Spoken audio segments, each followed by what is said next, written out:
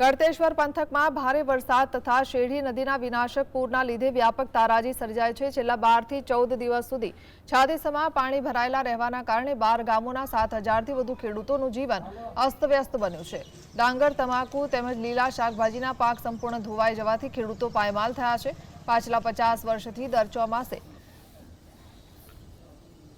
ST બસો અને શાળાઓ બંધ થવાથી શિક્ષણ તેમજ दूध, शाकभाजी जेवी जीवन जरूरी चीज वस्तुओं माटे लोको वलखा मारी रह्या छे।